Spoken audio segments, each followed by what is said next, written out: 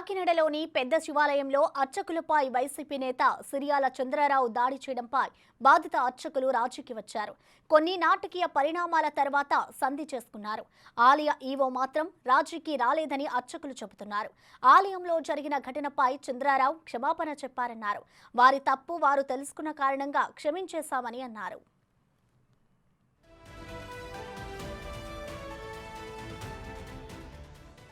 అర్చకుడు పెద్ద సోమయాజుల వెంకట సత్యసాయి చెంపపై చంద్రరావు కొట్టడంతో కాలుతో తన్నారు. సర్ది చెప్పడానికి ప్రయత్నించిన మరో అర్చకుడు మద్దిరాల విజయ్ కుమార్ పైన చేయి చేసుకున్నారు. నిన్న సోమవారం నాడు కొంచెం జనాలు రష్గా ఉన్న వాళ్ళని కొబ్బరికాయ పాలు పట్టుకొచ్చిన చంద్రరావు అనే వ్యక్తి, ఆయన మా భక్తుడే.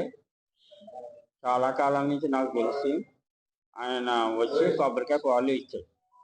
పాలు ఇచ్చి పోయడంలో కొంచెం పక్కన పడ్డాయని కొంచెం విసురుగా వెళ్ళిపోతుంటే ఏంటో కొబ్బరికాయ కొట్టాను, ప్రసాదం తీసుకోండి అని కేకేశాను.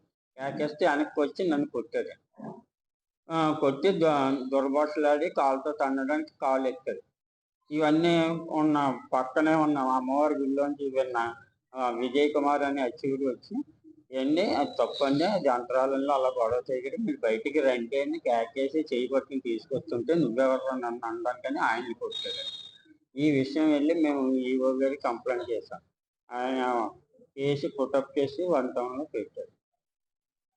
అది అంతా అయిపోయాక నన్ను ఇవాళ పొద్దున్న ఆయన వచ్చి సారీ చెప్పారు. మొన్న ఈవో గారు కంప్లైంట్ ఇవ్వడం జరిగిందండి. సోమవారం నాడు కంప్లైంట్ ఇచ్చిన వెంటనే ఈవో గారు కేసు పుటప్ చేసి 1 టౌన్ పోలీస్ స్టేషన్లో కంప్లైంట్ అయితే ఇచ్చారండి. మొన్నాడు తప్పు తెలుసుకొని ఆయన భక్తుడు వచ్చి క్షమాపణలు చెప్పారండి. అదే విషయం మన ఈవో గారు చెప్పామండి. సరే మేము డిపార్ట్మెంట్ నుంచి మేము చూసుకుంటామండి ఫర్దర్గా అని చెప్పేసి అన్నారండి.